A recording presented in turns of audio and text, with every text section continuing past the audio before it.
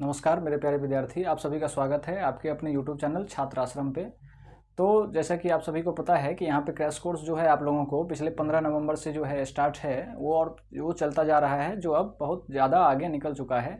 बहुत सारे सिलेबस आपको कवर करवा दिए गए हैं, जिसमें मैथमेटिक्स में आपको 3 चैप्टर ख़त्म करवा दिया गया है। साइंस में आज जो है आपका 3 चैप्टर ख़त्म हो जाएगा। एसएस में भी आपका 2 चैप्टर ख़त्म कर दिया गया है।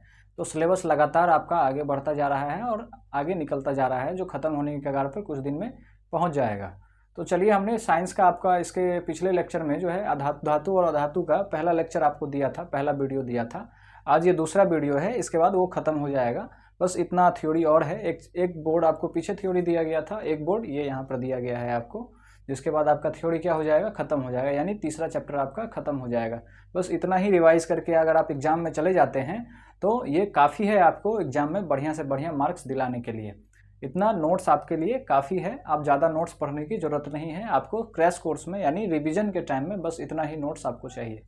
तो चलिए, ज़्यादा समय हम व्यतीत न करते हुए आपको सीधे टॉपिक पे लेके चलते हैं। तो पीछे हमने आपको धातु और अधातु में धातु के बारे में और अधातु के भौतिक गुण के बारे में बता दिया था। फिर धातु के कुछ कुछ रिएक्शंस, जैसे ऑक्सीजन के साथ रिएक्शन करके क्या बनाता है धातु, तो हमने बताया था कि ऑक्सीजन के साथ रिएक्शन करके धातु ऑक्साइड बनाता है। इस तरह से हमने पिछले लेक्चर में देखा था। उसके बाद जो है आज जो है हम लोग धातु में सक्रियता श्रेणी होती है। सक्रियता श्रेणी का मतलब है कि अगर दो धातु आपस में आकर के विस्थापन अभिक्रिया आपने पढ़ा होगा, तो विस्थापन अभिक्रिया में इसका बहुत ज़्यादा जरूरी पड़ता है। विस्थापन अभिक्रिया में कौन किसको विस्थापित कर देगा, इस बात की जानकारी आपको कैसे लगेगी। जो पावरफुल होगा वही एक दूसरे को क्या करेगा, विस्थापित करेगा। जो पावरफुल मेटल होगा, धातु होगा, वो क्या करेगा, कमजोर धातु को क्या कर देगा, विस्थापित कर देगा। जो मजबूत धातु है, जो सक्रियता श्रेणी में ऊपर है, वो आकर के इसके साथ जुड़ जाएगा, और जो कमजोर है उसको विस्थापित करके साइड कर देगा। तो जब तक ये आपको नहीं पता चलेगा, इसके बारे में आप नहीं जानिएगा, तो बहुत सारे रिएक्शंस आपसे नहीं बनेंगे। इससे मोटा मोटी लगभग मैं आपको इनऑर्गेनिक का, यानी आपको जो है रासायनिक विज्ञान का, रसायन का जो है 50 से 60 मतलब बहुत सारे मैक्सिमम रिएक्शंस जो है, अभिक्रिया जो है, इससे आपको समझ में आएगा और बनेगा। अगर आपको ये नहीं याद रहता है तो बहुत सारा अभिक्रिया आपसे नहीं बनेगा, रिएक्शंस आपसे आगे नहीं जाएगा। क्योंकि विस्थापन अभिक्रिया में अभी हमने आपको एग्जाम्पल दिया, कैसे पता करिएगा कि कौन सा विस्थापित होगा कौन सा रुकेगा, तो ये इसी से पता लगता है। जो ज़्यादा सक्रिय है वो क्या करेगा, ये कमजोर वाले को विस्थापित कर देगा। तो चलिए, यहाँ पे सक्रियता श्रेणी के बारे में आप जानिए। यहाँ पे लिखा हुआ है, धातुओं को उनकी क्रियाशीलता के आधार पर अवरोही क्रम में, यानी अवरोही क्रम का मतलब क्या, सबसे पावरफुल यहाँ रहेगा ऊपर में, सबसे जो मजबूत है सबसे ऊपर में है, और जो सबसे कमजोर है वो सबसे नीचे में आपको लिखा गया है। तो अवरोही क्रम मतलब बड़ा से छोटा, यानी मजबूत से कमजोर की तरफ बढ़ते जा रहे हैं। तो यहाँ अवरोही क्रम का मतलब यही है। तो अवरोही क्रम में व्यवस्थित करने पर जो श्रेणी प्राप्त होती है उसी को सक्रियता श्रेणी कहते हैं। उसी को हम क्या कहते हैं, सक्रियता श्रेणी। ये जो व्यवस्थित करने पे हमें एक श्रेणी प्राप्त हुआ, इसी को क्या कहेंगे, हम सक्रियता श्रेणी कहेंगे। और ये सारे ये प्रकृति में मुक्त अवस्था में पाया जाता है। ये जितने भी मेटल हैं वो सब प्रकृति में क्या होता है, एकदम मुक्त अवस्था में पाया जाता है। हाइड्रोजन के फॉर्म में ही होगा, हाइड्रोजन के ही रूप में होगा। अगर आप सोना जाइएगा तो सोना के ही रूप में होगा। ऐसा नहीं कि सोना के साथ हाइड्रोजन भी घुसा हुआ है उसमें, या सोना के साथ आपको दूसरा कोई जो है मेटल धातु उसमें घुसा हुआ है, नहीं, सब मुक्त अवस्था में रहता है। अगर आप सोना लेने जाइएगा तो उसमें सिर्फ और सिर्फ सोना मिलेगा आपको। हाइड्रोजन तो है, सिर्फ और सिर्फ उसमें हाइड्रोजन होता है। सोडियम में सिर्फ और सिर्फ सोडियम होता है, किसी दूसरे का परमाणु उसमें नहीं रहता है। या तो सोडियम में कैल्शियम का परमाणु नहीं आ जाएगा, कैल्शियम के रूप में ही रहेगा। तो ये शुद्ध अवस्था में होते हैं, प्रकृति में मुक्त अवस्था में होते हैं और शुद्ध अवस्था में रहते हैं।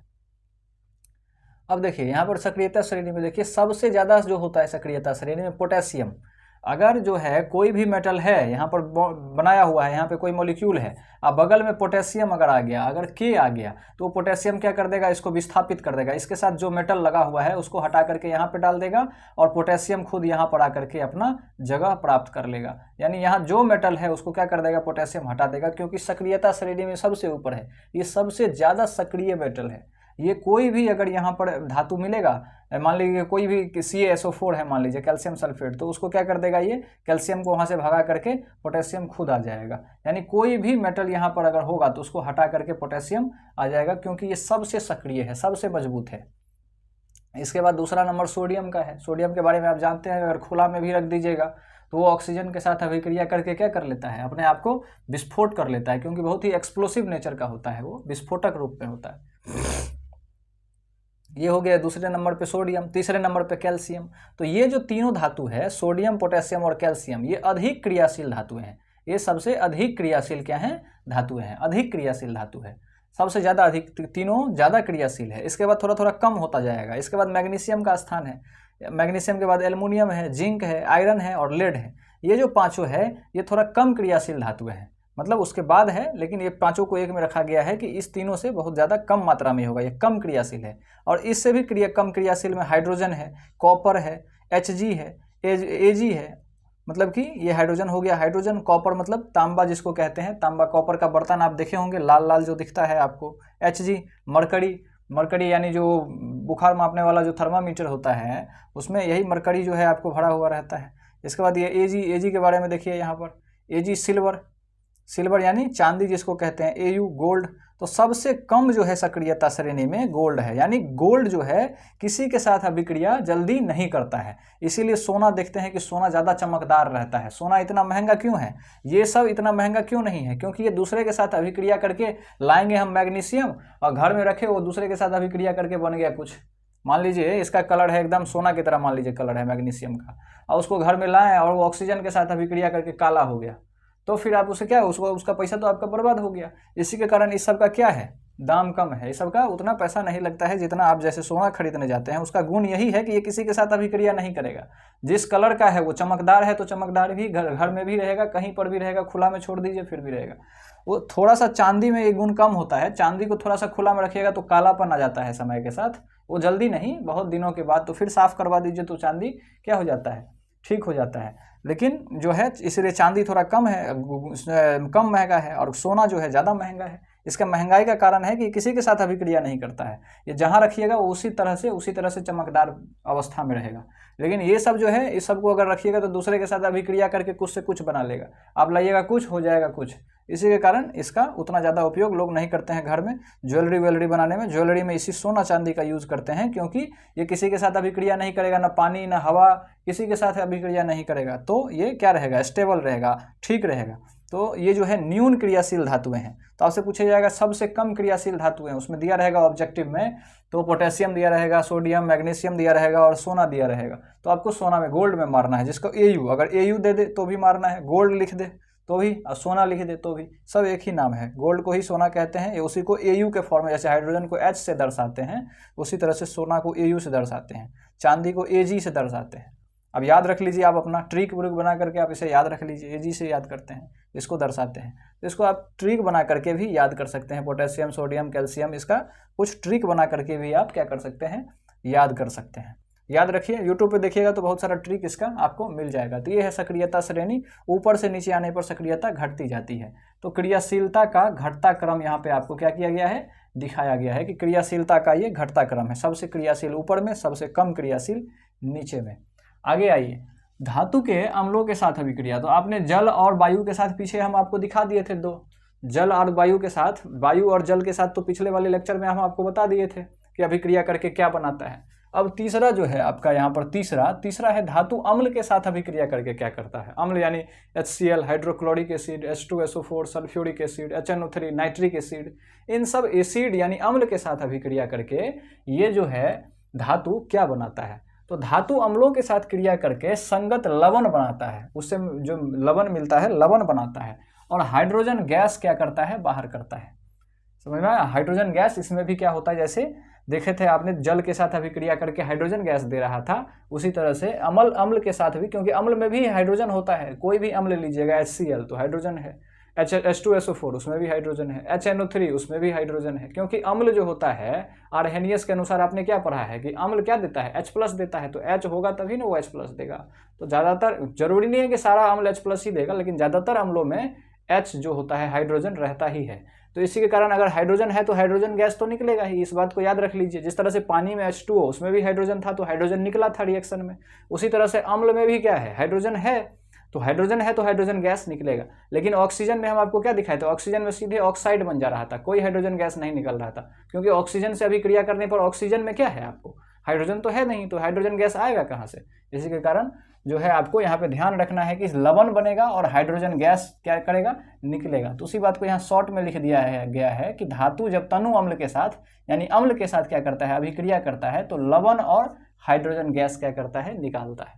लवण मानी सॉल्ट, नमक, जिसको कि नमक जो हमारा एक साधारण सॉल्ट है, तो लवण को आप पीछे से भी जानते आ रहे हैं। उदाहरण के लिए देखिए आयरन जो है, Fe का मतलब आयरन होता है, ये आप याद कर लीजिएगा, 1 से लेकर के कम से कम आप 30 तक याद कर लीजिए। 8वीं 9वीं तक होते तो 20 तक कहते, आप 10वीं में गए हैं तो 30 तक याद कर लीजिए कम से कम।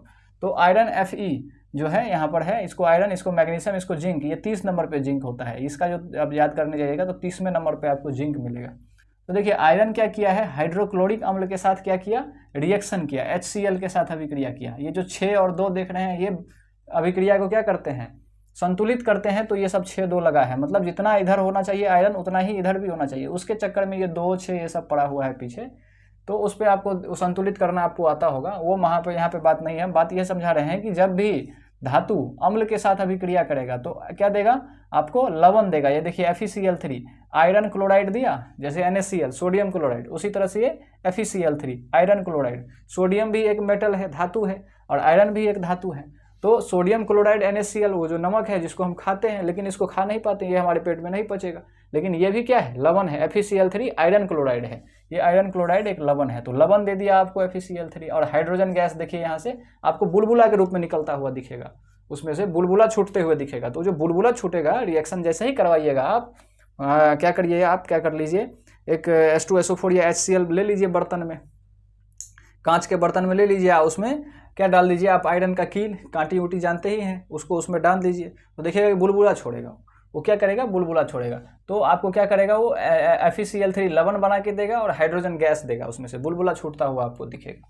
इसके बाद देखिए मैग्नीशियम जब हाइड्रोजन क्लोराइड के साथ यानी HCl अम्ल के साथ क्या करता है, हाइड्रोक्लोरिक एसिड के साथ अभिक्रिया करता है, तो MgCl2 वही अम्ल बना, लवण बना आपको मैग्नीशियम क्लोराइड। ये ZnCl2 जिंक क्लोराइड, तो यानी अम्ल के साथ अभिक्रिया करके इस तरह के लवण देता है, और बाद बाकी हाइड्रोजन गैस ऐसे ही क्या करता है, अभिक्रिया से निकलता है, बुलबुला के रूप में आपको निकलता हुआ दिखेगा। ये ऊपर के एरो का साइन क्या बता रहा है कि गैस के रूप में वो निकल जाएगा। तो ये आपका रिएक्शंस जो है धातु का अम्ल के साथ आपने देख लिया। बस क्या करना है, संगत लवण, अगर जिंक के साथ हुआ है तो ZnCl2, संगत लवण का यही मतलब है। मैग्नीशियम के साथ हुआ है तो MgCl2, समझ में आया। तो ये याद रखिए आप, बस उसका लवण और हाइड्रोजन गैस।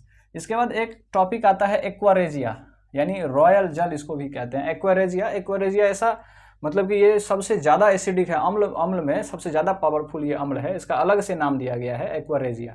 देखिए ये क्या है, जब हाइड्रोक्लोरिक एसिड यानी HCl तथा सांद्र नाइट्रिक एसिड, सांद्र का मतलब कंसंट्रेटेड का मतलब क्या, पूरे के पूरे उसमें जो है नाइट्रिक एसिड ही है। तनु होता है, एक सांद्र होता है, 2 बात पढ़े होंगे आप। तनु का मतलब क्या है, अगर तनु HNO3 होता है नाइट्रिक एसिड, तो उसमें पानी मिला देते, पानी मिला देने का मतलब उसको तनु कर दिए, डाइल्यूट कर दिए। जैसे शरबत है, तो शरबत में अगर बहुत चीनी है तो क्या बोलिएगा, सांद्र है, मतलब बहुत सांद्र है। इसको तनु करो तो मतलब पानी डाल दो उसमें, क्या हो जाएगा, ढीला हो जाएगा। तो वही तनु का मतलब ढीला करना थोड़ा सा, सांद्र का मतलब पूरे एकदम टाइट, सिर्फ और सिर्फ 100% लगभग में HNO3 होगा, मतलब पूरे के पूरे वही होगा। तो HNO3 नाइट्रिक एसिड उसको कहते हैं। तो जब H2SO4 HCl हाइड्रोक्लोरिक एसिड और सांद्र नाइट्रिक एसिड किस अवस्था में मिलता है, 3.1 में मिलाया जाता है। 3.1 का मतलब क्या, 3 भाग लीजिएगा आप हाइड्रोक्लोरिक अम्ल का, तो 1 भाग लीजिएगा नाइट्रिक अम्ल का। मतलब अगर साधारण शब्द में समझिए, अगर 3 मग आप या 3 लोटा जान लीजिए, 3 लोटा अगर आप हाइड्रोक्लोरिक अम्ल लीजिएगा तो 1 लोटा आप क्या मिलाइएगा, उसमें नाइट्रिक अम्ल मिलाइएगा। या 3 मग अगर आप, या 3 बाल्टी, कुछ भी आपके पास जो नापने वाला है, 3 बार ये दीजिएगा, 1 बार वो दीजिएगा, तो जो मिल करके बनेगा वो क्या बनेगा, आपको एक्वारेजिया बनेगा। उसी को एक्वारेजिया या अम्लराज भी इसको कहते हैं, यानी अम्लों का राजा है ये, बहुत ही ज़्यादा एसिडिक होता है ये। तो 3.1 में मिलाया जाता है, तो इसका ताज़ा बना मिश्रण एक्वारेजिया कहलाता है। यह एक प्रबल संक्षारक है जो गोल्ड तथा प्लेटिनम को भी गलाने में समर्थक है, यानी सोना जैसा मेटल को भी क्या कर देगा, या प्लेटिनम जैसा टाइट जो सबसे कठोर मेटल है उसको भी गलाने में ये क्या है, समर्थवान है। यानी अगर आप एक्वारेजिया में ऐसे हाथ डाल दिए तो आपका ये हाथ का चमड़ा वमड़ा नहीं मिलेगा, अगर तुरंत दिया तुरंत निकाले तो हड्डी भी हो सकता है कि आपका हाथ का बच जाए, अगर कुछ देर के लिए छोड़ दिएगा तो हड्डी भी नहीं मिलेगा। एक बार ऐसा ही हुआ, क्या हुआ, तो बाल्टीन में एक्वारेजिया रखा हुआ, बहुत हार्ड कंसंट्रेटेड एसिड रखा हुआ था, तो वर्कर्स क्या किया, जो है वर्कर उस पर जा करके क्या किया, स्टील का मग डाल करके छोड़ दिया। कुछ देर के बाद गया तो देखा स्टील का मग था ही नहीं, उसको लगा कि यहाँ से हट गया। वो क्या हो गया था, उसमें घुल गया था। अगर स्टील का मग आपको एक्वेरियम में गिरा हुआ रख छोड़ दीजिएगा उसको, तो 10-15 मिनट के बाद वो नहीं मिलेगा आपको, क्योंकि वो उसमें क्या हो जाएगा, पिघल के गल जाएगा, ख़त्म हो जाएगा। तो वो वही क्या करता है, ये प्रबल संक्षारक है जो गोल्ड तथा प्लेटिनम जैसे को भी गला देता है। तो स्टील लोहा के तो आराम से गला देगा ये। तो यही है एक्वेरिया, जिसे अम्ल राज भी कहते हैं या रॉयल जल भी कहते हैं। इसका ये पूछा जाता है कि किस अनुपात में मिलाते हैं। इसमें यह महत्वपूर्ण है कि आपसे पूछेगा कि किस अनुपात में क्या क्या मिलाते हैं, या तो पूछ देगा क्या क्या मिलाते हैं। तो सल्फ्यूरिक हाइड्रोक्लोरिक एसिड HCl और HNO3 नाइट्रिक एसिड, ये दोनों याद रखिएगा। फिर पूछेगा किस अनुपात में मिलाते हैं, तो 3.1 में। ये ऑब्जेक्टिव का बात हो गया। या अगर उससे 1 मार्क या 2 मार्क में पूछना होगा, 2 मार्क में शॉर्ट में पूछेगा, तो सीधे कहेगा एक्वेरेजिया किसे कहते हैं। तो आप इसे लिख दीजिएगा कि जब फलाने फलाने को 3.1 अनुपात में मिलाया जाता है तो एक्वेरेजिया बनता है। यह प्लेटिनम और गोल्ड को भी गलाने में क्या होता है, समर्थवान होता है। तो इस तरह से आप इसको कर सकते हैं। तो ये आपका एक्वेरेजिया हुआ। चौथा आपका है, तीसरा रिएक्शन हुआ धातु का अम्ल के साथ। अब धातु का अधातु के साथ अभिक्रिया करने पर क्या होता है, तो पहले एक बात समझिए, धातु का एक गुण होता है, धातु हमेशा क्या चाहता है, इलेक्ट्रॉन त्याग देना।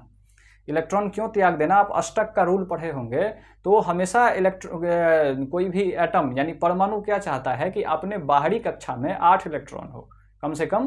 पढ़े होंगे आप 8वीं क्लास में ही, 9वीं क्लास में पढ़े होंगे कि 8 इलेक्ट्रॉन हो। तो 8 इलेक्ट्रॉन को प्राप्त करने के लिए एटम क्या करता है, तो या तो ले लेता है या तो दे देता है। तो मेटल के साथ यानी धातु के साथ एक ये गुण होता है कि वो दे देता है। क्यों दे देता है, देखिए सोडियम एक धातु है, तो सोडियम के बाहर में कितना इलेक्ट्रॉन है, देखिए बाहरी कक्षा का मतलब क्या, पहला कक्षा ऐसे घेरे रहेगा, वहाँ पे 2 इलेक्ट्रॉन रहेगा, फिर दूसरा कक्षा रहेगा उसमें 8 इलेक्ट्रॉन रहेगा, एक तीसरा कक्षा उसके बाहर रहेगा उसमें 1 इलेक्ट्रॉन रहेगा। तो बाहरी कक्षा सबसे बाहर वाला जो 1 इलेक्ट्रॉन है, भीतर वाला कक्षा नहीं, सबसे बाहरी कक्षा। तो बाहरी कक्षा को ध्यान दीजिए, देखिए बाहरी कक्षा में 1 इलेक्ट्रॉन है, ये चाहेगा या तो 8 हो जाए, तो 8 होने के लिए इसको 7 को चाहिए। 7 लेने में बहुत ज़्यादा क्या है, परेशानी है, 7 तो इलेक्ट्रॉन इसको कोई जल्दी देगा नहीं। तो ये करेगा क्या, 7 लेना बहुत परेशानी का काम है। तो ये कहेगा कि 1 हम दे ही देते हैं, 1 दे देंगे तो हमारा 8 हो जाएगा। यानी ये किसी भी स्थिति में 8 होना चाहता है, उसके लिए या तो देना पड़े या लेना पड़े।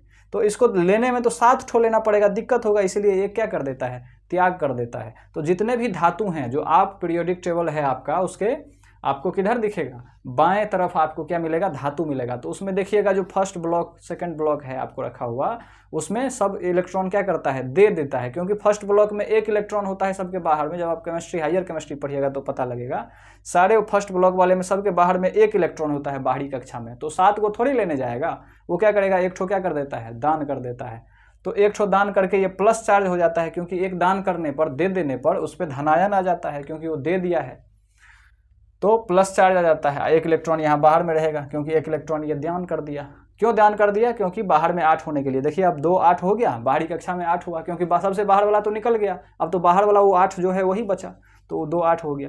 लेकिन क्लोरीन के साथ देखिए, अधातु के साथ एक गुण होता है, ये गुण होता है कि अधातु हमेशा लेना चाहता है। क्यों लेना चाहता है, तो उसके साथ देखिए क्या एक समस्या है, 2 8 7, इसके बाहरी कक्षा में 7 इलेक्ट्रॉन होता है। अगर आप लिखिएगा परमाणु का कॉन्फ़िगरेशन लिखते होइएगा तो आपको पता होगा कि उसके बाहरी कक्षा में 7 इलेक्ट्रॉन होता है, तो इसको 8 करना है। तो ये 7 ठो निकालेगा, उसमें क्या हो जाएगा, बहुत समस्या हो जाएगा, जल्दी निकलेगा नहीं, बहुत ही ज़्यादा एनर्जी देना पड़ेगा, उष्मा इसको देना पड़ेगा 7 इलेक्ट्रॉन को निकालने के लिए, क्योंकि बारी बारी से निकलता है, 1 2 3 4, और 3 4 के बाद निकालना भी बहुत इम्पॉसिबल हो जाता है।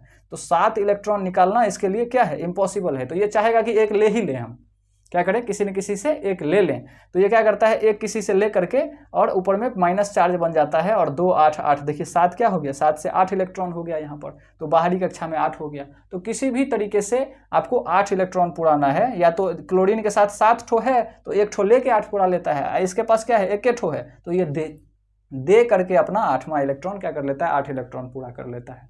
तो इसीलिए कहा जाता है कि धातुओं में इलेक्ट्रॉन देने का गुण होता है, देने की प्रवृत्ति होती है। ये बचपन से ही आपको पढ़ाया गया होगा, नहीं तो अभी भी पढ़ लीजिए, आगे काम आएगा।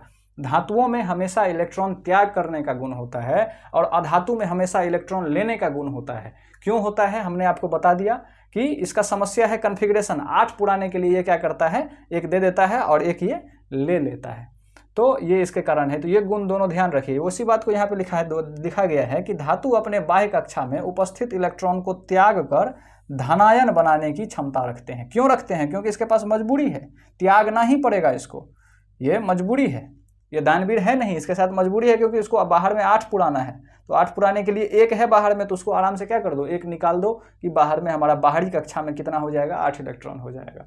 तो ये मजबूरी में त्यागता है। तो धातु हमेशा इलेक्ट्रॉन त्याग कर धनायन बनाने की क्षमता रखते हैं, यानी धातु हमेशा इलेक्ट्रॉन त्याग करते हैं। वहीं अधातु अपने अंतिम कक्षा में इलेक्ट्रॉन ग्रहण करके ऋणायन बनाते हैं। इसका मजबूरी है कि एगो लेना पड़ेगा, 7 गो निकलेगा नहीं, तो एक लेता है, इसलिए ऋणायन बनाते हैं। ये जितने इलेक्ट्रॉन त्यागते हैं या ग्रहण करते हैं, इनकी संयोजकता कहलाती है। अब पूछेगा, बात आ गया संयोजकता क्या होता है, तो वही वाली बात कि जितना वो त्याग दिया वही उसकी संयोजकता है। एक ठो त्याग दिया तो +1 इसकी संयोजकता है। प्लस ये दिखाता है कि इसने त्यागा है, सोडियम का संयोजकता +1 कह सकते हैं आप। प्लस यह दिखाता है कि इसने त्यागा है, और 1 क्या दिखाता है कि एक ठो त्यागा है। और क्लोरीन का संयोजकता -1, माइनस ये दिखाता है कि इसने लिया है, ऋण कर्जा में है। माइनस का मतलब क्या है, ऋणात्मक, ऋणात्मक का मतलब ये कर्जा में है, एक ठो लिया है। कितना ऋण लिया है, तो -1 का मतलब, माइनस मतलब लिया है, और 1 का मतलब एक ठो लिया है, तो इसकी संयोजकता कितना हो गया, -1 हो गया। तो ये बात बहुत ही इंपॉर्टेंट बात था, यहाँ पर आपको ध्यान रखना है कि धातु हमेशा त्यागने की गुण रखता है। क्यों, आपको हम बता दिए क्यों करता है। और अधातु हमेशा इलेक्ट्रॉन लेने का गुण रखता है, और क्यों रखता है इसके कारण। तो यहाँ पे देखिए, राम मिलाया जोड़ी वाला बात हुआ, इसको एक ठो त्यागना है और इसको एक ठो लेना है, दोनों का बात मिल जाता है। दोनों आपस में बात करता है कि भाई हमको एक त्याग कर देना है, और ये कहता है कि भाई हमको कभी न कहीं एक ठो कैसे न कैसे लेना है। तो ये दोनों का बात बन जाता है, राम मिलाया जोड़ी। यही दोनों Na+Cl दोनों मिल करके NaCl बना लेता है। यहाँ पर NaCl क्या कर रहा है, एगो इसको दिए हुआ है, ये इससे एगो लिए हुआ है, तो इसी के कारण दोनों मिल करके क्या बना लिया, इस पे आ गया पॉजिटिव चार्ज, इस पे आ गया नेगेटिव चार्ज। और पॉजिटिव और नेगेटिव क्यों आया, क्योंकि ये दे दिया और ये ले लिया। तो पॉजिटिव और नेगेटिव में आप सुने होंगे कि प्लस माइनस चार्ज के बीच में एक अट्रैक्शन होता है।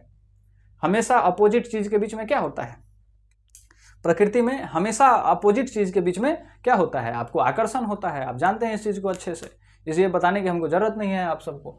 तो प्लस और माइनस के बीच में क्या होता है, एक आकर्षण होता है। तो ये जो है आपस में दोनों प्लस माइनस एक आकर्षण के तहत जुड़ जाते हैं, जिसे आयनिक बंधन कहते हैं। आयन प्लस आयन है और माइनस भी आयन है, और दोनों आयन क्या करते हैं, अपोजिट आयन आपस में चिपक जाते हैं। तो दो आयन के बीच में लगने वाले बल के वजह से यहाँ पे दोनों चिपके रहते हैं। इसको क्या कहते हैं, आयनिक बंधन कहते हैं, आयनिक बंध कहा जाता है।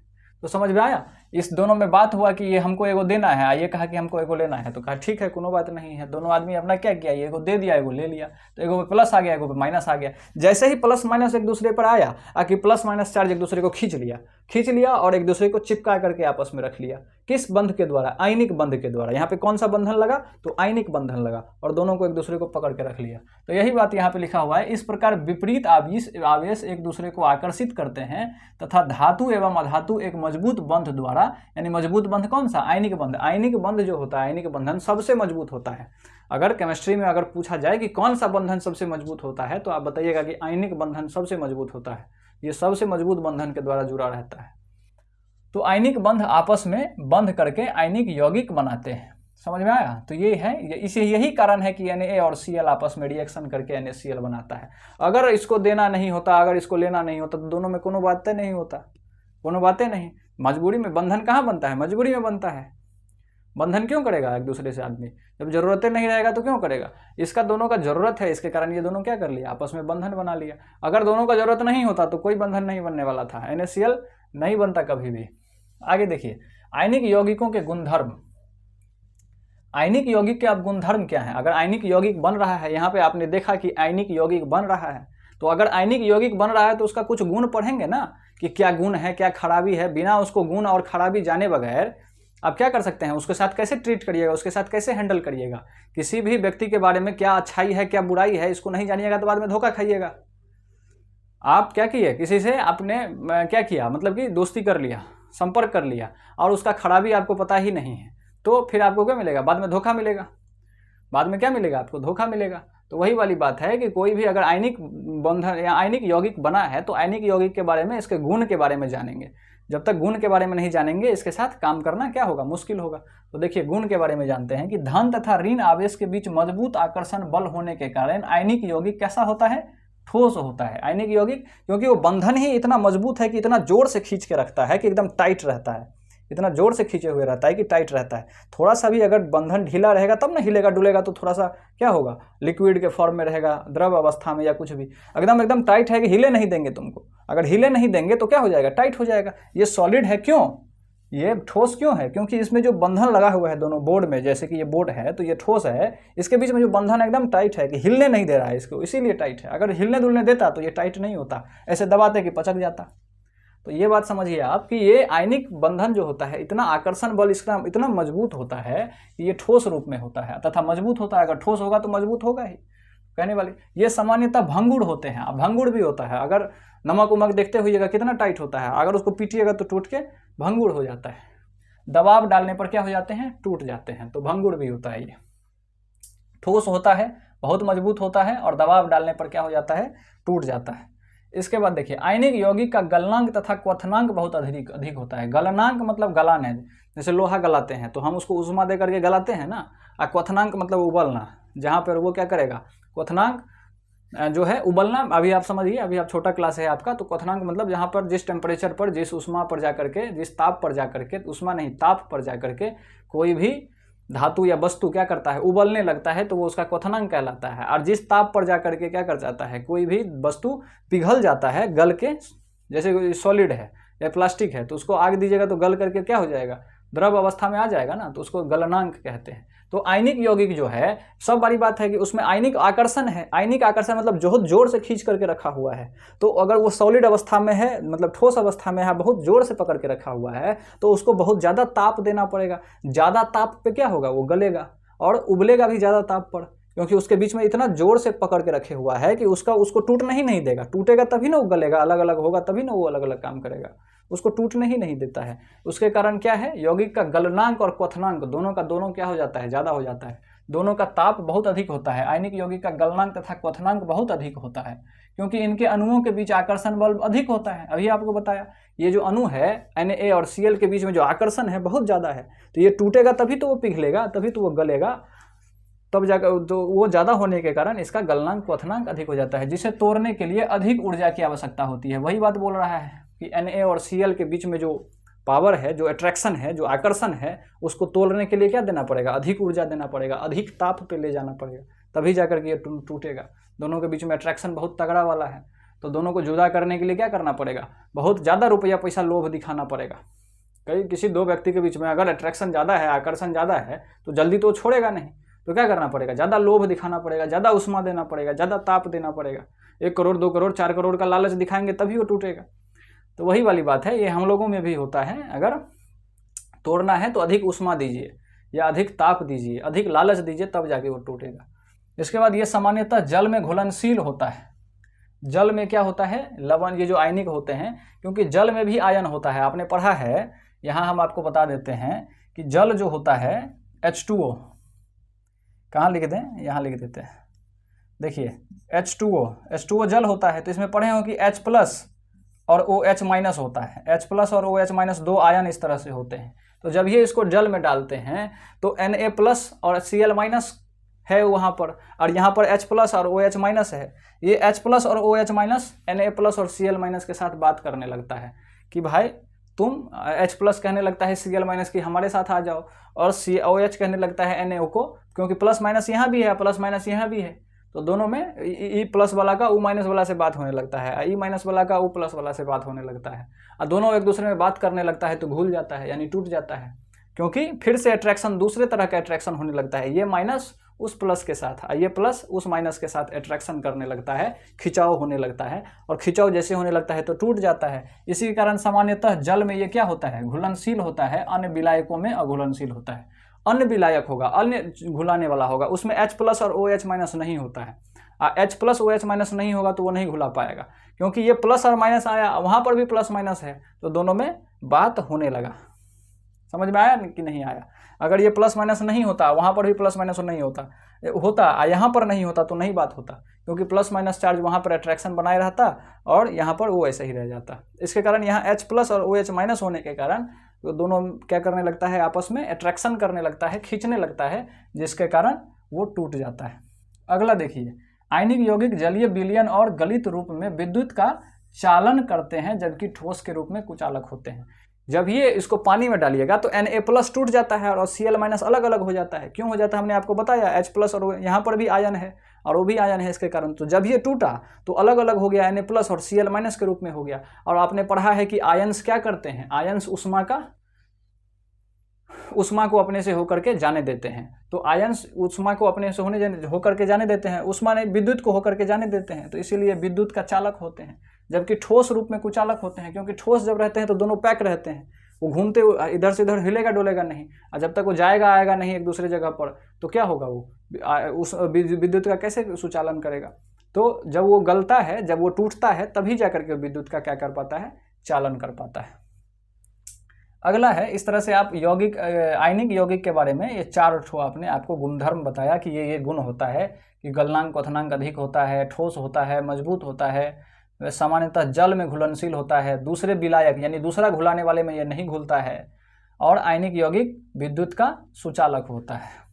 अगला देखिए, यशद लेपन के बारे में सुनिए। यशद लेपन यानी आपने पढ़ा है कि अगर आप लोहा को कहीं भर छोड़ दीजिएगा, मान लीजिए लोहा का पुल बना करके आपने छोड़ दिया किसी भी नदी में, तो वहाँ पर तो पानी भी है, मॉइस्चर भी है, वाटर भी है और ऑक्सीजन भी है, यानी पानी भी है और हवा भी है।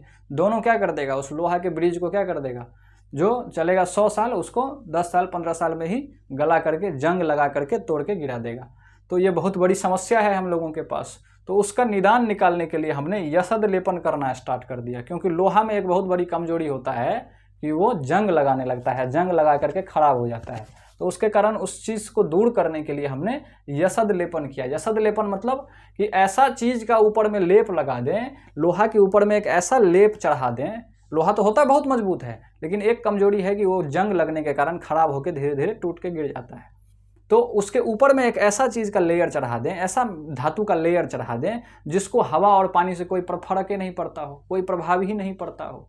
तो बहुत सारे ऐसे धातु हैं जिसको हवा और पानी का कोई प्रभाव नहीं पड़ता है, वो ऐसा का वैसा ही रहता है, जंग वंग लगने वाला उसमें कोई समस्या नहीं होता है। तो लोहा दिखेगा बाहर से तभी ना हवा जा करके उसके साथ रिएक्शन करेगा और जंग लगाएगा।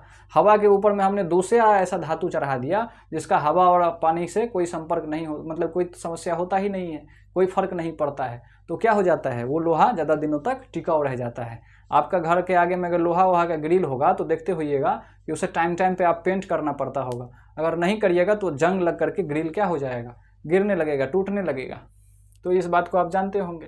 तो वही कह रहा है कि लोहे तथा इस्पात को जंग से बचाने के लिए उन पर जिंक का पतली परत चढ़ाई जाती है। तो ये जो ऊपर से जो हम मेटल का परत चढ़ाते हैं वो मेटल जिंक है। जिंक एक ऐसा मेटल है, एक ऐसा धातु है जिसको हवा और पानी का कोई प्रभाव नहीं पड़ता है, इसमें जंग उंग लगने का कोई समस्या नहीं है। तो इसको क्या कर देते हैं, बाहर से हम चढ़ा देते हैं। उसी को मतलब कि यशद लेपन कहा जाता है, हिंदी में उसको यशद लेपन कहते हैं। इसी प्रक्रिया को यशद लेपन। तो जंग जो है, जंग लगने से लोहा हमारा क्या हो गया, बच गया, क्योंकि जब वो हवा के संपर्क में आएगा तभी ना जंग लगाएगा। हवा के संपर्क में हम उसको आने ही नहीं देते हैं, ऊपर से जिंक का एक लेयर चढ़ा देते हैं और जिंक पर हवा का कोई असर ही नहीं है। इसी के कारण देखते हुएगा लोहा का जितना पुल है तो देखते हुए उजला कलर का होता है। वो जो उजला उजला जो ऊपर से चढ़ा हुआ है वो क्या हो, जिंक है, अंदर में लोहा है, लोहा अंदर में है, ऊपर से जिंक का लेयर चढ़ा हुआ है। तो उसके कारण उसका लाइफ क्या होता है, बहुत ज़्यादा दिन तक रहता है, 100 वर्ष, बहुत ज़्यादा लाइफ हो जाता है। इसके बाद देखिए मिश्र धातु के बारे में सुनिए। मिश्र धातु क्या होता है, बहुत एक से अधिक धातु को जब मिला देंगे तो वही क्या होगा, मिश्र धातु। तो 2 या 2 से अधिक धातु या धातु एवं अधातु को समांगी मिश्रण, यहाँ पे समांगी मिश्रण का मतलब समझिए, मिश्रण 2 तरह के होते हैं, आगे क्लास में आपको पढ़ाया जाएगा, समांगी और विसमांगी। यानी समांगी का मतलब ये हुआ जैसे पानी में चीनी मिला के शरबत बनाते हैं, तो आपको पता लगता है कि पानी कहाँ है और चीनी कहाँ है जब शरबत तैयार हो जाता है, नहीं ना पता लगता है। जब तक मिला नहीं है तब तक तो दिखेगा कि सर चीनी नीचे में बैठल है, कैसा बात करते हैं आप पानी अलग है दिखता है हमको। लेकिन जब आप मिला दिए, उसको बढ़िया से मिला दिए, तो आपको पता लगता है कि कहाँ चीनी है कहाँ पानी है।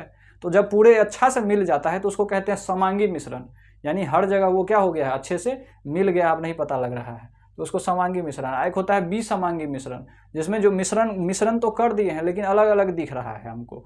चावल में क्या कर लीजिए, चावल में गेहूं मिला दीजिए तो दिखेगा ना कि यहाँ चावल है यहाँ गेहूं है, लेकिन दोनों मिला हुआ है, यानी मिश्रण है। मिश्रण तो वो भी है, अब मिश्रण चीनी पानी का भी है। अंतर ये है कि वो विसमांगी है, यानी दिखता है हमको गेहूं अलग दिखता है, चावल अलग दिखता है। यानी बालू ले लीजिए, बालू ले लीजिए, आप बालू के साथ पानी ले लीजिए, तो बालू पानी को भी मिलाइएगा तो मिश्रण तो होगा, या मिट्टी और पानी ले लीजिए तो मिश्रण तो होगा लेकिन बालू अलग दिखेगा, पानी अलग दिखेगा, तो उसको समांगी नहीं कहेंगे, विसमांगी मिश्रण कहेंगे। मिश्रण तो है लेकिन विसमांगी है। लेकिन चीनी और पानी जब मिला दीजिएगा तो समांगी हो जाएगा। दोनों ऐसे मिल जाते हैं कि पता ही नहीं लगता है कहाँ पानी है कहाँ चीनी है, सब जगह एक ही तरह का होता है। तो उसी तरह से अगर दो या दो से अधिक धातु या अधातु को आप क्या कर दीजिएगा, आपस में मिला दीजिएगा समांगी रूप से। ये नहीं पता लगना चाहिए कि अगर मान लीजिए आपने लोहा और क्रोमियम को मिलाया या निकेल को मिलाया तो लोहा अलग दिखे या क्रोमियम अलग दिखे। ऐसे मिलाना है कि एकदम समांगी हो जाए, एकदम बराबर रूप में मिल जाए, पता नहीं लगे कि कहाँ लोहा है कहाँ आपको क्रोमियम है। तो उसी मिश्रण को मिश्र धातु कहते हैं। अब कुछ मिश्र धातु आपसे जरूर पूछा जाता है। ये 4 ठो मिश्र धातु हमने लिख दिया है, ये पक्का ऑब्जेक्टिव में आपसे पूछा जाएगा कि बताइए कि मिश्र धातु किस धातु से मिल करके बना हुआ है। तो मिश्र धातु जो है, इस्पात जो है, ये जो इस्पात है किस किस धातु से मिल करके बना है। इस्पात माने स्टील, लोहा देखते हैं कि नहीं, लोहा किस तरह का होता है। स्टील, जैसे स्टील का छुलनी अगर आप घर में देखे होंगे तो किस तरह का दिखता है, तो वो स्टील कितना टाइट होता है, लोहा से बहुत मजबूत होता है स्टील, लोहा से कई गुना ज़्यादा स्टील मजबूत होता है, उसको बनाया गया है। वो मिश्र धातु है, धातु नहीं है, कोई एक धातु उसमें नहीं है, लोहे तो सिर्फ नहीं है उसमें, इस्पात में लोहा भी है, निकेल भी है और क्रोमियम भी है। ये सारा मिला करके हम इस्पात बनाते हैं। तो इस्पात में क्या है, लोहा भी है, निकेल भी है, क्रोमियम भी है। उस तीनों को इस तरह से हम समांगी रूप से मिलाए हैं तब जा करके इस्पात मिला है। तो आपसे यही पूछेगा कि इस्पात बनाने में किस किस धातु का प्रयोग किया जाता है, तो लोहा, निकेल और क्रोमियम। इसी तरह से पीतल, पीतल का जो बर्तन देखते हैं वो भी एक मिश्र धातु है, वो कोई एक सा धातु नहीं है, वो बहुत सारे धातु को मिल करके बनाया गया है, कोई एक धातु नहीं है पीतल। वो 2 धातु यानी तांबा और जिंक को मिला करके बनाया गया है। वो जो कॉपर है, कॉपर का तो बर्तन देखे हैं, तो कॉपर के बर्तन, कॉपर में जब जिंक मिला देते हैं तो आपको पीतल देखने को मिलता है, पीला पीला कलर का। तो ये कॉपर और जिंक मिल करके पीतल बनाता है। कांसा, कांसा तो अब नहीं दिखता है लेकिन पहले के टाइम में जो है कांसा का बहुत प्रयोग किया जाता था। अगर आप इतिहास पढ़ते होइएगा तो हड़प्पा समय में जो है कांसा का प्रयोग किया गया था। तो उस टाइम में जो है उसका यूज़ किया जाता था। तो उसमें कॉपर यानी तांबा और टीन को मिला दिया जाता था। कॉपर और टीन को मिला करके एक महादेव की नटराज की मूर्ति है पुराने समय वाली, तो उसमें उसको कांसा से ही बनाया गया है। अभी भी बहुत सारे कांसा के बर्तन, जिसको ब्रॉन्ज कहते हैं आप इंग्लिश में, तो कांसा अगर आप यूट्यूब पे या गूगल पे कहिएगा कि कांसा का फिगर दिखाए तो आपको दिखा देगा। तो जो कांसा है वो कॉपर और टीन से मिल करके बनता है, तांबा और टीन से। इस तरह से सोल्डर, सोल्डर के बारे में आप जानते होइएगा। अगर बिजली मिस्त्री या मिस्त्री के दुकान पे गए होइएगा जो टीवी वी मोबाइल ठीक करता है, तो उसके दुकान पे देखते होगा कि लोहा के गर्म वाला रखता है, ऐसे ऐसे करके एगो लोहा के ऊपर में सटाता है तो बड़क करके वो बैठ जाता है, एकदम गल करके क्या हो जाता है, एक दूसरे के ऊपर में बैठ जाता है। देखे होइएगा सोल्डिंग रॉड जिसको कहते हैं, सोल्डिंग रॉड कहा जाता है। तो उसमें जो एक वायर रहता है उजला कलर का, वो वायर जो होता है वो लेड और टीन का बना होता है। वो जो सोल्डिंग करने वाला रॉड है, रॉड नहीं, वो जो वायर है जिससे सोल्डिंग होता है, जिसको सोल्डर कहते हैं हम, वो लेड और टीन का बना होता है। तो इस तरह से मिश्र धातु है। आपसे पूछा जाएगा कांसा किसका बना होता है, पीतल किसका बना होता है, इस्पात किसका बना होता है। तो इसको आप याद रखिएगा, तो इससे आपका बहुत सारा ऑब्जेक्टिव बनेगा और सब्जेक्टिव भी आराम से आपका बन जाएगा। तो इसी के साथ जो है आपका ये तीसरा चैप्टर जो था साइंस का वो आपका ख़त्म हुआ। अब इसके बाद आपको सामाजिक विज्ञान का जो है अगला चैप्टर आपको दिया जाएगा। इसी के साथ आपका सारा का सारा क्रैश कोर्स धीरे धीरे आपको समय के साथ क्या करवा दिया जाएगा, ख़त्म करवा दिया जाएगा। तो आप क्या करिए, इसको लिखिए, स्क्रीनशॉट ले करके लिखिए और फिर इसको रिवाइज करिए। तो चलिए, इतना सुनने के लिए आप लोगों को बहुत बहुत धन्यवाद। और एक काम कि आप लोग सब्सक्राइब नहीं करवा रहे हैं या कर रहे हैं तो अपने दोस्तों को बताइए, सब्सक्राइब करिए, चैनल को थोड़ा सा बड़ा करिए, इस फैमिली को क्या करिए, थोड़ा बड़ा करिए। तो थोड़ा बड़ा होगा तो और ज़्यादा मोटिवेशन के साथ क्या किया जाएगा, आप लोगों को और ज़्यादा फ़ायदा मिलेगा इसके साथ। तो बस सब्सक्रिप्शन करना और सब्सक्राइब करिएगा, तो आगे जो भी लेक्चर आएगा वो टाइम से आपको मिलता जाएगा, क्योंकि आपके पास नोटिफिकेशन आ जाएगा। तो चलिए, आप इसका स्क्रीनशॉट ले लीजिए। आप सभी का बहुत बहुत धन्यवाद।